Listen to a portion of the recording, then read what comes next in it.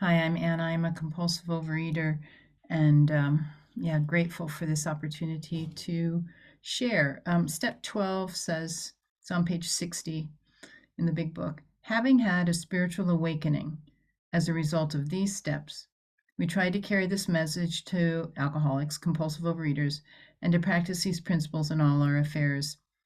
So there's three parts to the step, just reading it.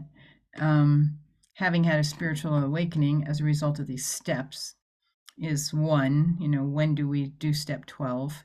So it has an explanation of what needs to happen first.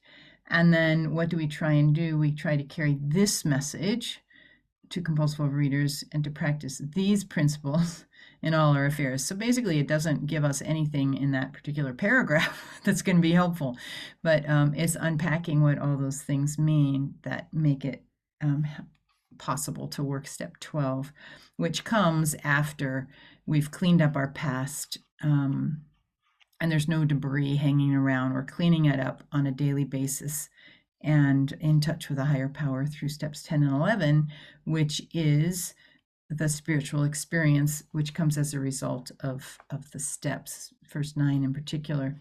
And so I mentioned the spiritual experience on page, it's 183 in the little book. I think it's near the back of the large version, which is one of the items at the back of the book, Roman numeral 2, spiritual experience.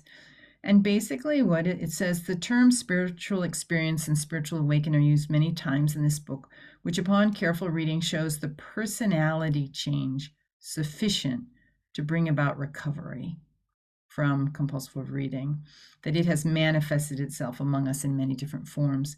So there's a personality change. I used to be belligerent. Now I try and listen. I used to always know best. Now I try not to. I try to be teachable. A lot of my personality is very different from what it is naturally because of these steps. And on that page alone, if you're looking at that page, 1, 2, 3, 4, 5, the word change is there. It says personality change, sudden revolutionary changes, vast change in feeling and outlook. How I see the world is different. What feelings I have, a lot of feelings are rubbish, but some that come up that I deal with, it's vastly changed. A transformation, it talks about the difference, it talks about, and then profound alteration in our reaction to life, and a change that could hardly be brought about by ourselves alone. It's brought about by working closely with a sponsor who's leading me through those first 9 steps, and then getting into the daily maintenance. So that's the spiritual awakening that's happened, a complete personality change. Then with that complete personality change, we're finally able to carry the message. And what's the message? That you don't have to overeat today, and sanity is an option, both in relationship to the food and in relationship to our heads. And that's where practicing these principles in all our affairs, the sanity of choice, the sanity of not needing to get my way, and of letting go and turning things over to a higher power. That's the principles are what the humility, the honesty, the trust that have developed through steps 1 through 9, and then are developing on an ongoing basis through 10 and 11. And everything that comes up, everything that doesn't come up, I'm going to be seeing all of my life through steps 10, 11, and 12, really. And it talks about, so carrying the message. Again, what is the message? The message is you can be abstinent today and you can be sane. We can be sane in all of our affairs. And one of the promises at the end of step 10 and 11, which I find really helpful, because it's like, what's the message? Page 88, we're in much less danger of excitement. I don't have to get excited all the time.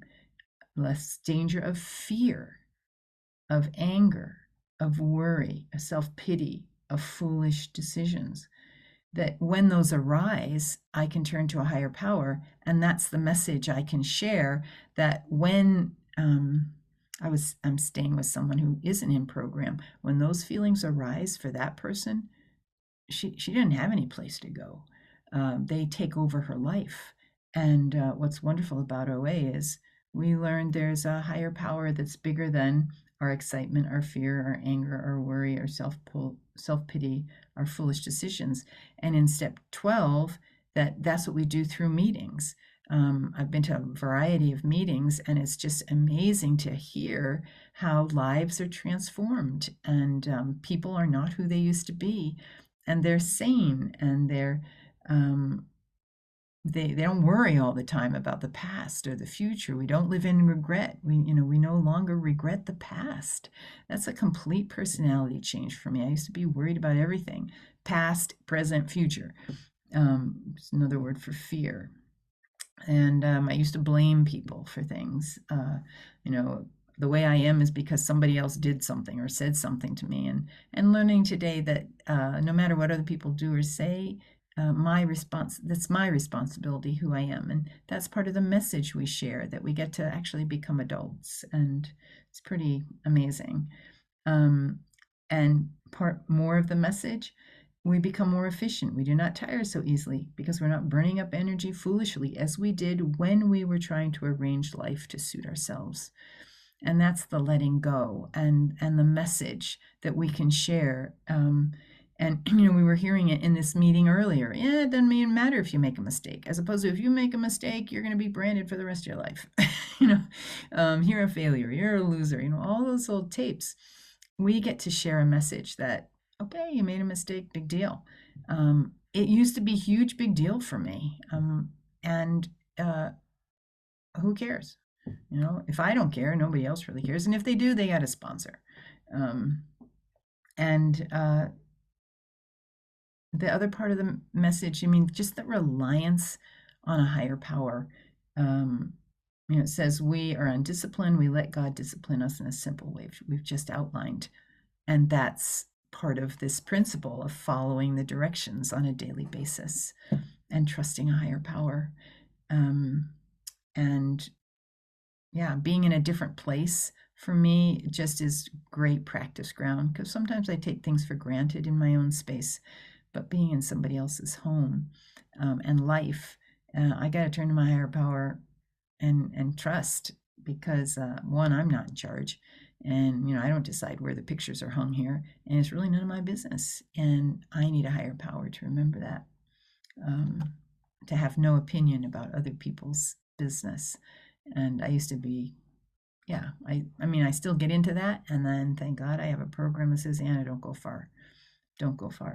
And then chapter 7 is all about working with others. How do we carry that message? How do we help people? Someone mentioned earlier, working with others and watching them change. It's amazing. And it says practical experience, I'm on page 89, shows that nothing will so much ensure immunity from drinking, compulsive overeating, as intensive work with other compulsive overeaters. And when I sponsor, people call me 10 minutes every morning, at least initially, but I'm available 24/7. If they're going to eat at 3 a.m, hopefully they'll call me first, and so that they don't have to eat. And that's the whole promise of do whatever it takes. That's part of the message. If we do whatever it takes, that we can be abstinent today. There's like no excuse. Now that we know we're compulsive overeaters, if we want this solution, we get to stop living in that problem. And that's pretty amazing. So the 12th suggestion, this is the 12th suggestion, intensive work. It's amazing doing steps 5, or if somebody's doing an extensive step 10 and wants to work with, working it through as a That's 10 sponsor. minutes. Thanks. It might mean that carrying the message at that point is working for 2 hours or 2.5 hours on helping that person work through that step 5. That's the intensive work. And other ways, carrying the message of the person who still suffers. My first sponsor said, one, how do you carry the message? One, you're abstinent, to be abstinent. And without that, then there's no message other than, yeah, it feels better to hang out in groups like this, but that's not the message that we're sharing. We're actually sharing that it's possible to stop overeating. And to let people know that it works by speaking. Someone else had mentioned this today, speaking up at meetings, not being silent. Because if I'm silent at a meeting, nobody knows it's working in my life. If I've said nothing and I'm abstinent, and she said, Anna, you need to speak up at a meeting and mention that you're abstinent. Ideally, at meetings, the meetings that I started at, there was always a time in a meeting where everyone who was abstinent, they went around the room and said their abstinence date. And I'm abstinent since December 8th, 1980, and they would just say that. And it was always amazing to me, because by the time they went around that circle, there were probably about 15 people at this meeting, there are more than 100 years. And I'm like, oh my God, it is possible. These people are working this program. They were in the food just like I was. And their lives were chaos, just like mine. And they're calm, and they're not in the food one day at a time for lots of days and years. And that's what was happening at the meetings I've gone to this week.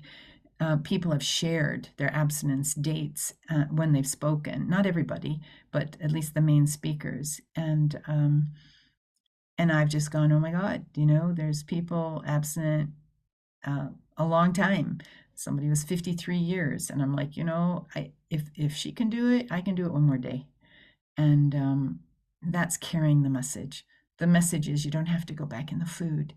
You don't have to be nuts. It's just amazing. It's an amazing message. And it's our responsibility to share that with other people, to carry that message, not just to show up and suck out of meetings, but to actually offer to anyone who's there the truth and honesty of, this program works, and I'm not doing it on my own. I need OA. I need all of you. I need a higher power. And it works. It works. I mean, I just can't, that's what it is. And then practicing it all in all my affairs, again, sharing that when I practice working step 10, for example, the process of how to start the day, 2 what to do minutes during the day. remaining. Thank you. That's 2 minutes, right? Thanks. That keeps my life cleaned up enough that I can be abstinent. I don't have all sorts, I mean, the pressures are all there flying around, but then I go, God, you got to take it. You got to take who this person is I'm living with. You got to take how these people do this, or you got to take, because I want to control it, and it's not my job. So, yeah, just really grateful that there's step 12, which reminds me on a regular basis